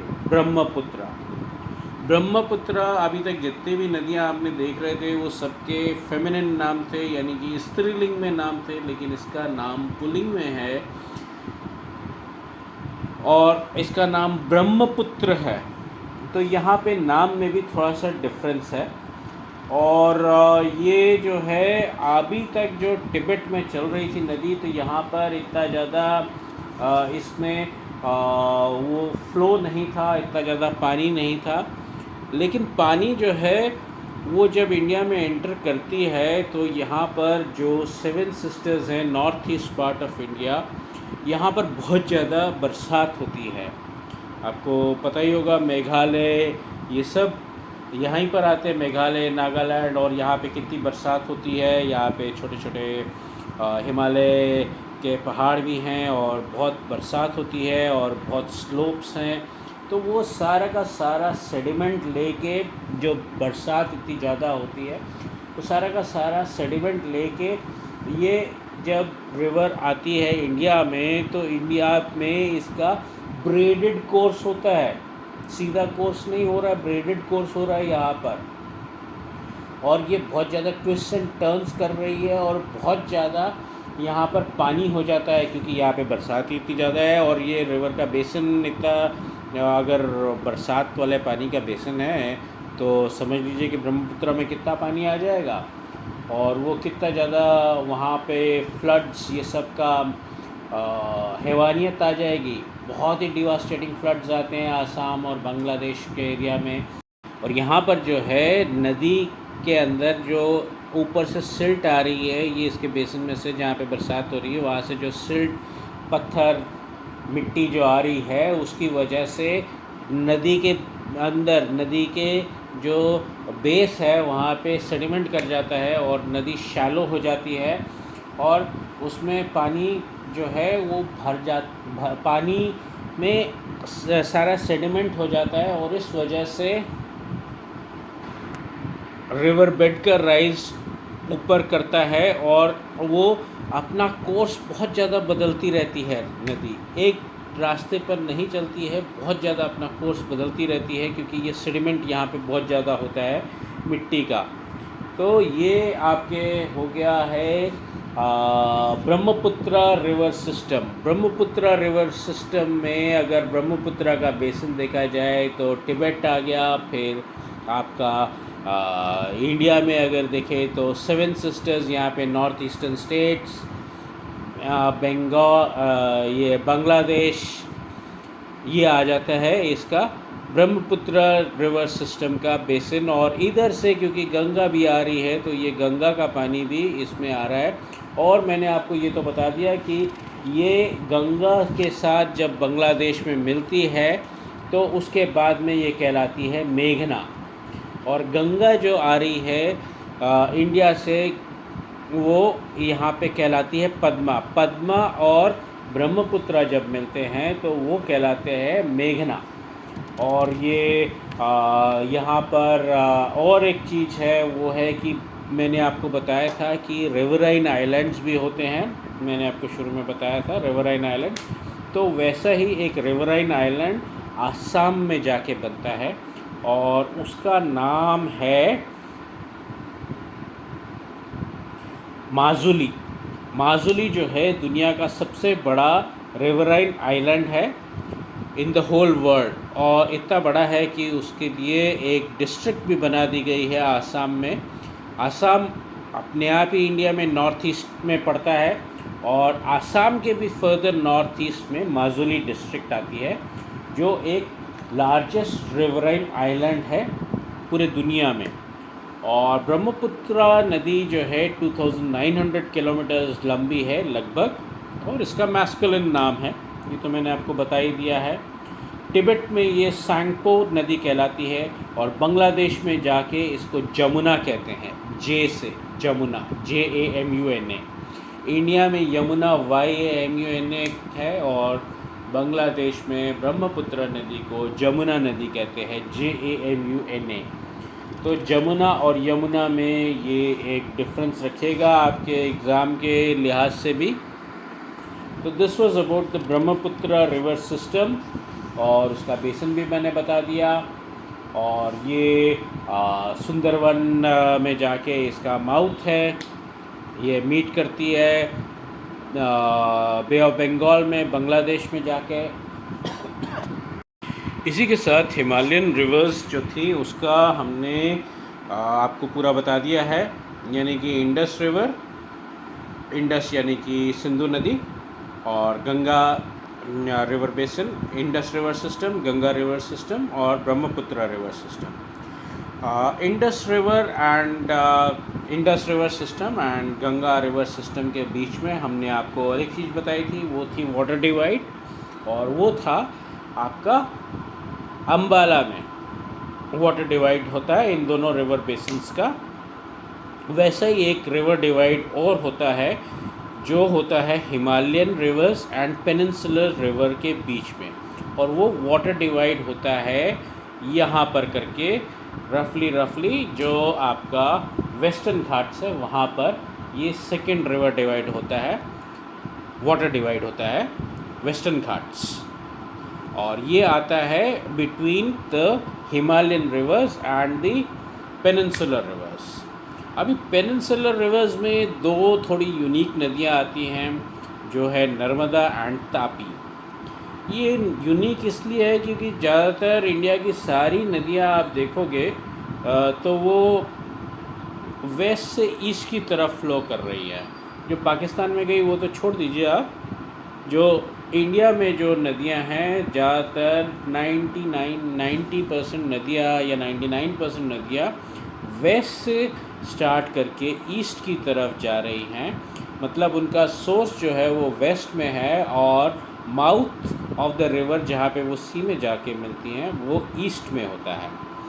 तो ये दो नदियाँ जो हैं नर्मदा एंड तापी, ये पेनिनसुलर नदियाँ हैं, और ये ईस्ट में स्टार्ट होके वेस्ट में जा रही हैं, एंड वेस्ट में जाके मतलब इनका सोर्स जो है वो ईस्ट की तरफ है, और इनका माउथ जहाँ पे ये गिर रही हैं समुद्र में वो वेस्ट की तरफ है, ये अरेबियन सी में जाके गिर रही है। और ये दो नदियाँ हैं पेनिनसुलर नदियाँ, Narmada river system and Tapi river system. तो पहले हम पेनिनसुलर रिवर्स में ईस्ट टू वेस्ट की दो एक्सेप्शनल रिवर्स जो है वही ले लेते हैं। उसमें फर्स्ट आता है नर्मदा रिवर। नर्मदा रिवर जो है वो ओरिजिनेट करती है अमरकंटक प्लाटो मध्य प्रदेश में, और ये फ़्लो करती है वेस्ट, ईस्ट से लेके वेस्ट की तरफ फ़्लो करती है, और ये रिफ्ट वैली में फ़्लो करती है। काफ़ी रॉकी टेरेन है इसका, बहुत पथरीला टेरेन है। वहाँ पर जबलपुर में तो ये मार्बल्स में से होके फ़्लो करती है, वहाँ पे मार्बल्स के पहाड़ हैं, और मार्बल यानी कि संगमरमर, जिससे ताजमहल भी बना हुआ है, तो मार्बल का मतलब वो है मेरा। और वहाँ पर जो है एक फॉल भी आता है धुआंधार फॉल, और ये धुआंधार फॉल काफ़ी स्टीप स्लोप होती है वहाँ पे, और बहुत तेज़ी से ये नर्मदा नदी वहाँ पे चलती है। इसकी ट्रिब्यूटरीज जो हैं बहुत लंबी नहीं हैं, और ज़्यादातर रिवर्स जो इसमें मिल रही हैं वो राइट एंगल्स पे मिल रही हैं। और इसका बेसिन जो है रिवर का वो मध्य प्रदेश और गुजरात में मेनली आता है।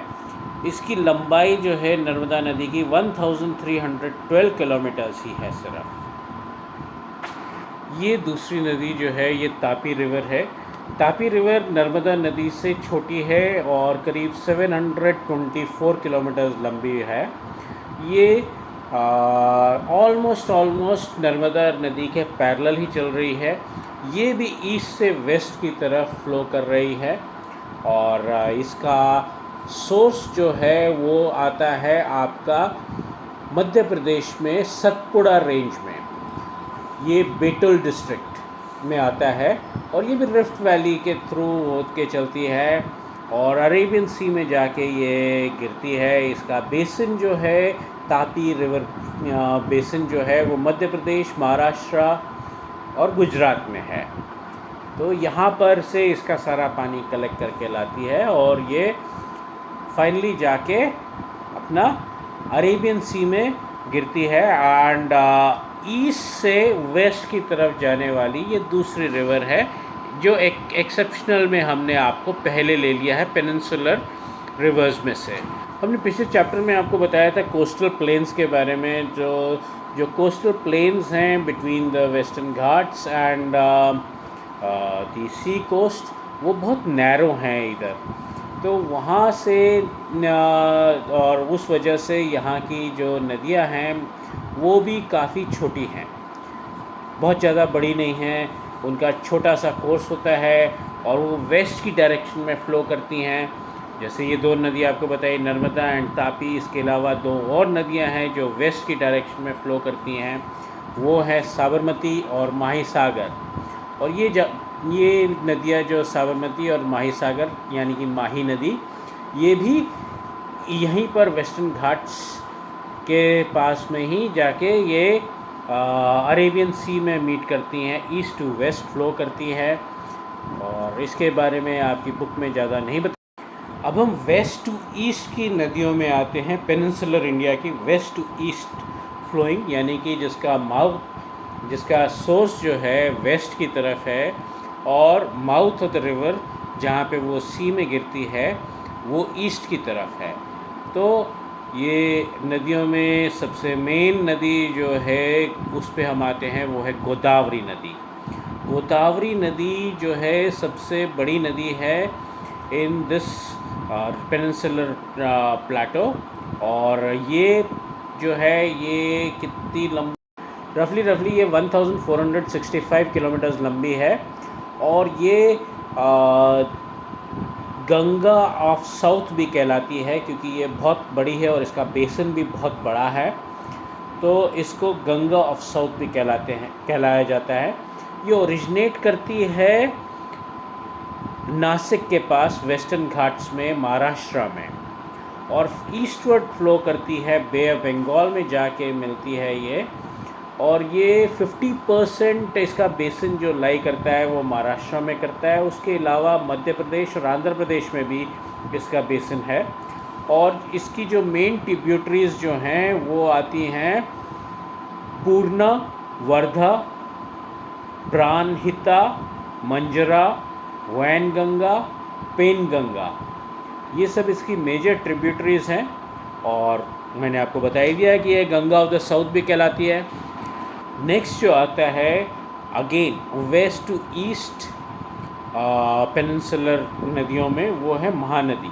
महानदी जो है ओरिजिनेट करती है छत्तीसगढ़ के हिली एरिया, माउंटेनियस एरिया से और ये ईस्टवर्ड ट्रैवल करती है छत्तीसगढ़ से और उड़ीसा में जाके ये बे ऑफ बंगाल में मिल जाती है। इसका जो लेंथ है इट इज़ अराउंड 860 किलोमीटर्स और इसका बेसिन जो है छत्तीसगढ़, झारखंड और उड़ीसा में पड़ता है। तो ये भी काफ़ी इम्पॉर्टेंट नदी है। कृष्णा रिवर बेसिन ये अनदर इम्पॉर्टेंट नदी है जो कि ओरिजिनेट करती है वेस्टर्न घाट्स में and west to east flow करती है, यानी कि इसका सोर्स जो है वो वेस्ट में है, वेस्टर्न घाट्स में, महाबलेश्वर में, महाराष्ट्र में। और इसका माउथ ऑफ द रिवर जहाँ पे ये समुद्र में गिरती है, बे ऑफ बंगाल में, वो ईस्ट में है। तो ये नदी का नाम है कृष्णा बेसिन। यहाँ पे इसका कोई नाम नहीं दिया गया है आपकी बुक में, लेकिन ये कृष्णा रिवर है। और इसकी मेन ट्रिब्यूटरीज जो हैं वो हैं तुंगभद्रा। तुंगभद्रा का नाम दिया हुआ है यहाँ पर। तुंगभद्रा, कोयना, घाटप्रभा, मूसी, भीमा, ये सब इसकी मेन ट्रिब्यूटरीज़ हैं। इसका बेसिन जो है वो महाराष्ट्र, कर्नाटका और आंध्र प्रदेश में है।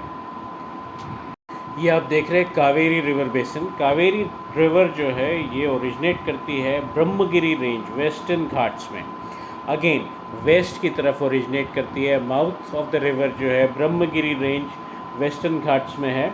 और ये ईस्टवर्ड फ्लो करती है एंड ईस्ट में जाके ये बे ऑफ बंगाल, यानी कि माउथ ऑफ द रिवर जो है वो बे ऑफ बंगाल में है इसका।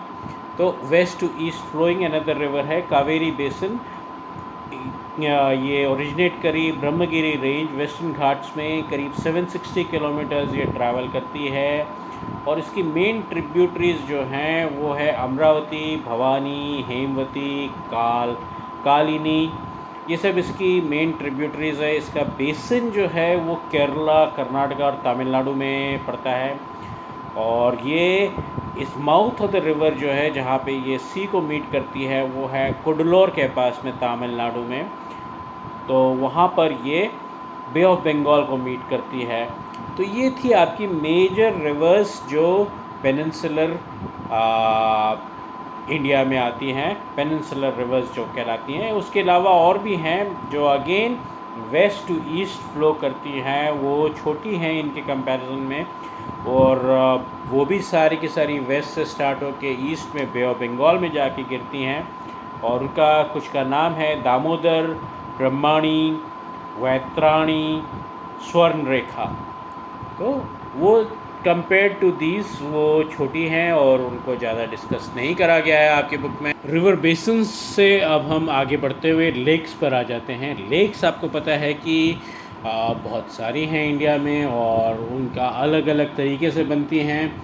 मैंने आपको एक फ़ोटोग्राफ दिखाई थी शुरू में, जिसमें मैंने आपको एक लेक दिखाई थी जिसमें ग्लेशियर से पानी आ रहा था। ग्लेशियर से स्नो एंड आइस आ रही थी जो मेल्ट करके पानी बन जाएगा।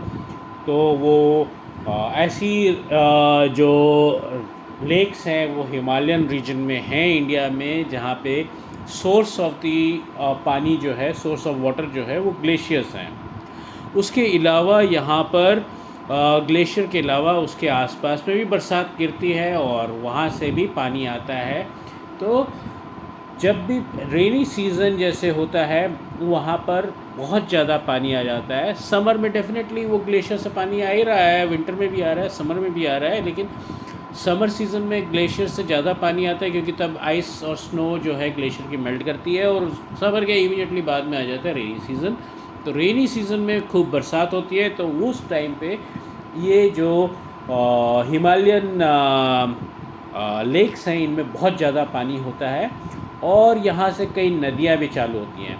खैर अभी इम्पॉर्टेंट लेक्स जो हैं इस तरह की हिमालयन रीजन की अगर हम उसकी बात करें तो ये एक है वुलर लेक जो जम्मू कश्मीर में पड़ती है। वुलर लेक जो जम्मू कश्मीर में पड़ती है इसका टेक्टोनिक ओरिजिन है। इसके अलावा जम्मू कश्मीर में और भी लेक्स आती हैं जैसे कि डाल लेक, भीमताल, लोकताल, बड़ा पानी, ये सारी की सारी फ्रेश वाटर लेक्स हैं। और वुलर लेक जो है वो टेक्टोनिक ओरिजिन की है कश्मीर में। तो इस तरह की लेक्स रहती हैं। इसके अलावा आती हैं सेलाइन लेक्स जैसे चिल्का लेक। सी में टाइड्स आती हैं, हाई टाइड, लो टाइड, वो तो आपको सबको पता ही है। और उसकी वजह से क्रिएट होते हैं लागून लेक्स भी हैं जैसे ये आपके आगे चिल्का लेक, कॉलियोर लेक और पुडिकैट लेक, ये आपकी आ जाती हैं टाइडल एक्शन से जनरेट होने वाली लेक्स। इसके बाद में आते हैं सांबार लेक राजस्थान में। ये एक सेलाइन लेक है, यहाँ से सॉल्ट भी प्रोड्यूस करा जाता है। इन सब के अलावा कुछ लेक्स और भी हैं जो बनती हैं विंड एक्शन की वजह से, ह्यूमन एक्शंस की वजह से, और मींडर्स मैंने आपको पढ़ाया था पहले, ऑक्सबो, हॉर्सशू, इस तरह की लेक्स बनती हैं जो पानी सेडिमेंट करता है, फ्लड्स वगैरह जो ऊपर से अपर कोर्स से जो सिल्ट रॉक्स ये सब जो लेके आती है नदियाँ, और वो जाके सेडिमेंट करता है मिडिल कोर्स में, और तो वहाँ पर वो सी फॉर्म या कर्व्स बनाती हैं, मींडर्स बनाती हैं। तो वो मींडर्स बनते बनते हॉर्स शू और ऑक्स शेप, ऐसे सब ऑक्सबो शेप ऐसे सब बना के वो लेक्स में भी बन जाते हैं। ये और एक तरीके की लेक्स होती हैं, ये भी फ्रेश वाटर लेक्स होती हैं। लेक्स का इम्पोर्टेंस क्या है? लेक्स में मैंने आपको बताया था कि कुछ लेक्स जो हैं वो मैन मेड लेक्स भी होती हैं। तो मैन मेड लेक्स आप कहोगे कि मैन कैसे लेक बनाता है, इतनी बड़ी लेक होती है वो मैन कैसे बनाता है? लेकिन हाँ, मैन बनाता है लेक्स। जैसे कि टेढ़ी घरवाल में है, हाइडल पावर प्लांट के लिए जो बड़े बड़े डैम्स बनाए जाते हैं वो मैन मेड होते हैं, और उससे हाइडल पावर बनाई जाती है वाटर को। और हाइडल पावर तो एक चीज़ हो गई जो इम्पोर्टेंस है, पावर का मतलब इलेक्ट्रिसिटी। तो उसके अलावा अगर लेक्स का दूसरा यूजेस भी देखें तो बहुत सारा पानी उसमें स्टोर होता है, बहुत बड़ा वाटर बॉडी होता है, लैंड पर होता है।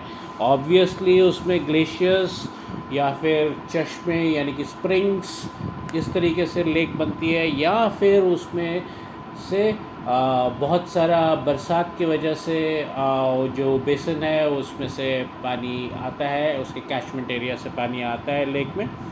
तो ये सब मेन कारण होते हैं लेक के, और लेक में से बहुत सारी नदियाँ भी ओरिजिनेट करी हैं, जो बहुत बड़ी बड़ी नदियाँ भी होती हैं। तो वाटर बॉडी इसमें बहुत बड़ी होती है लेक में। ये जब सूखा पड़ता है तो इरिगेशन के काम आती है, साल भर वैसे भी आती है, अगर सूखा ना भी पड़े तो भी इरिगेशन के काम आती है। जब सूखा पड़ता है, ड्रॉट पड़ता है, तब भी ये वाटर रिजर्वॉयर जो है पीने के पानी, इरिगेशन के पानी के लिए यूज़ करा जा सकता है। और इससे डैम्स तो मैंने आपको बता ही दिया, हाइडल पावर बनती है। साथ में कुछ लेक्स के आसपास नेचुरल ब्यूटी बहुत होती है, तो उनको डेवलप कर दिया जाता है एज टूरिस्ट स्पॉट्स, और यहाँ पर टूरिस्ट रिजॉर्ट्स बना दिए जाते हैं। इसके अलावा हर एक लेक में फिशरी जो होती है वो एक बहुत इम्पॉर्टेंट रोल प्ले करती है। तो ये सब कुछ इम्पॉर्टेंट फैक्टर्स हैं लेक्स के। इकोनॉमिक इम्पोर्टेंस ऑफ रिवर्स, आप कहोगे कि इकोनॉमिक इम्पोर्टेंस क्या है, रिवर से क्या इकोनॉमी को मिलता है? सबसे पहले हम आते हैं जो मैं आपको शुरू से आज तक बताता आ रहा हूँ कि जितनी भी सिविलाइजेशंस हुई हैं, चाहे वो इंडस वैली सिविलाइजेशन हो, चाहे जितनी भी एंशिएंट से एंशिएंट सिविलाइजेशन हुई है, चाहे इजिप्ट में हो, चाहे कहीं पे भी हो, वो रिवर्स से ओरिजिनेट करी है, रिवर के बैंक्स पे हुई है। जैसे इंडस वैली पे ले लीजिए, नाइल रिवर पे इजिप्शियन सिविलाइजेशन ले लीजिए, कोई भी दुनिया की सिविलाइजेशन एंशिएंट से लेके मॉडर्न सिविलाइजेशन तक ले लीजिए, वो रिवर बैंक पे रही है। बहुत ही इम्पोर्टेंट सिटीज़ जो होती हैं वो रिवर बैंक पर आती हैं। अगर रीसेंट टाइम्स की बात करें तो जैसे दिल्ली, कोलकाता, अहमदाबाद, भरूच, सूरत, इंडिया की बात कर रहे हैं, और भी बहुत सारी है, लेकिन ये थोड़ी सी मैंने आपको इम्पॉर्टेंट सिटीज़ बताई हैं। इसके अलावा चलिए, ये तो एंशिएंट सिविलाइजेशन हो गई। रिवर्स का और क्या काम है? रिवर्स हमारे को देती हैं ड्रिंकिंग वाटर, पीने का पानी। पीने का पानी आपको समुद्र से नहीं मिलता, आपको पीने का पानी नदी से, लेक से मिलता है। इरिगेशन भी आपकी समुद्र के पानी से नहीं होती है, इरिगेशन भी आपके रिवर से ही होती है, जो आपकी खेती बाड़ी होती है। और इंडिया जो है ये एक एग्रियन कंट्री है, तो यहाँ पे खेती बहुत होती है, और खेती के लिए क्या चीज़ चाहिए? पानी। सिर्फ मानसून में खेती करेंगे तो बाकी टाइम क्या करेंगे? बाकी टाइम रिवर से, लेक से, और जो डैम्स वगैरह बनाए हुए उनसे। फिर आपको रिवर देती है हाइडल पावर। हाइडल पावर यानी कि जो पानी से इलेक्ट्रिसिटी जनरेट करी जाए डैम्स बना के, वो हाइडल पावर हो गई।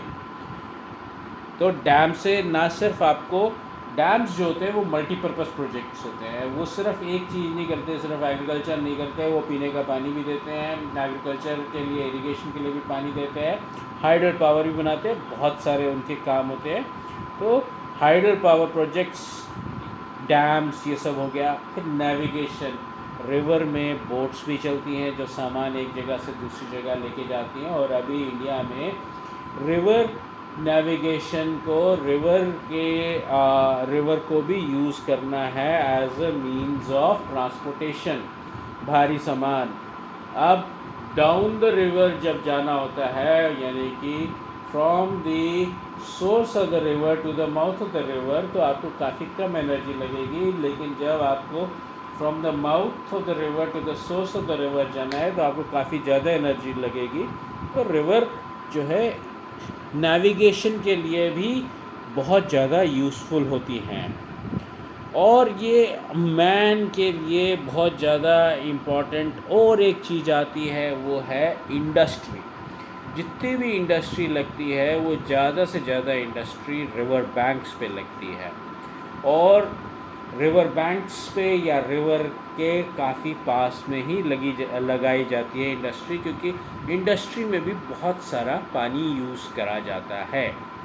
तो मेन इम्पॉर्टेंट चीज़ें जो हैं रिवर की, वो क्या हुई, क्या आपको इकोनॉमिक इम्पोर्टेंस दे रही है रिवर, अगर ये आप पूछो तो agriculture, industry, transportation, navigation, irrigation, drinking water, hydel power, इस तरह से बहुत सारी आपको इकोनॉमिक इम्पोर्टेंस की चीज़ें देती है रिवर। थोड़े से इम्पोर्टेंट फैक्ट्स भी बता देते हैं आपको।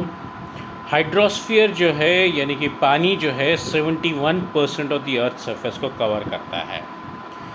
71% ऑफ द अर्थ सरफेस जो है वो पानी से कवर्ड है। 97% ऑफ दिस वाटर इज सेलाइन, यानी नमकीन है, जो पीने लायक नहीं है, उससे काफ़ी काम नहीं हो सकता, एग्रीकल्चर का काम भी नहीं हो सकता है, इंक्लूडिंग अदर थिंग्स।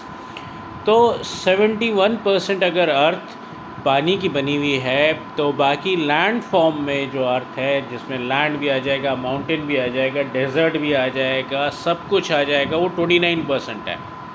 71% जो है वो हाइड्रोस्फीयर है, और 71% जो हाइड्रोस्फीयर है यानी कि पानी है, वो उसमें से 97% वाटर सेलाइन है, जो ड्रिंकेबल नहीं है, जो एग्रीकल्चर के काम नहीं आ सकता। अब जो बाकी 3% वाटर बचता है, जो सेलाइन नहीं है, वो सिर्फ फ्रेश वाटर है, और ये फ्रेश वाटर जो है, इसमें से भी 1/4 पानी जो है वो फ्रोज़न है in the form of ice. तो ये हम आपको एक बहुत बढ़िया वो बताया, स्टैटिस्टिक्स बताई पानी के बारे में। लेकिन उससे पहले हमने आपको major economic importance of water भी बताया था कि इकोनॉमिक इम्पोर्टेंस ऑफ वाटर क्या है, और उससे पहले हमने आपको सारे रिवर बेसिन्स बताए। तो अब हम आते हैं इससे एक बहुत इम्पॉर्टेंट पार्ट पे, वो है रिवर पॉल्यूशन, यानी कि वाटर पॉल्यूशन। रिवर पॉल्यूशन उसमें से हमारे हैं, रिवर्स को, नदियों को हम इंडिया में, भारत में हम माता के नाम से बुलाते हैं, माँ गंगा, माँ यमुना। सारी रिवर्स को हम धार्मिक, होली कहते हैं, और उनकी पूजा भी करते हैं, उनको माता बुला के, उनको अलग अलग नामों से बुला के, उनको लोक माता बुला के, कुछ भी कह के उनकी पूजा भी करते हैं। और फिर भी हम उसी नदी में इंडस्ट्रियल वेस्ट फेंकते हैं, अपना मल मूत्र फेंकते हैं, सीवेज वाटर फेंकते हैं सिटीज़ के पास में, और भी सॉलिड वेस्ट फेंकते हैं, कुछ भी कूड़ा करकट गंदी चीज़ें फेंक देते हैं उसमें उठा के नदी में। तो इससे क्या होता है, नदी पॉल्यूट हो जाती है। वो पानी क्या पीने लायक बचता है उसके बाद में? आपको लगता है आप वो पानी पीना चाहोगे जिसमें इंडस्ट्रियल वेस्ट, जिसमें पेंट, केमिकल और पता नहीं क्या क्या इंडस्ट्रियल वेस्ट सीवेज वेस्ट जिसमें मल मूत्र ये सब पड़ा हुआ है, टॉयलेट ऐसी सब चीज़ें पड़ी हुई है, या आपका घर का कचरा जो है सॉलिड वेस्ट वो सब आपने फेंक दिया है, वो पानी क्या पीने लायक बचेगा? आप वो पानी पीना चाहोगे? उस पानी से आप नहाना चाहोगे? उस पानी से आप हाथ धोना चाहोगे? यही पानी का ये सब यूजेज भी होता है ना, अपार्ट फ्रॉम प्रोड्यूसिंग इलेक्ट्रिसिटी और अन्य चीज़ें एग्रीकल्चर के अलावा। एग्रीकल्चर में भी अगर केमिकल वेस्ट और ये सब जाएगा तो क्या वो जो उसमें से एग्रीकल्चर प्रोड्यूस आएगा क्या वो आपको लगता है कि खाने लायक रहेगा? वो उसमें भी पॉइजनिंग हो जाएगी।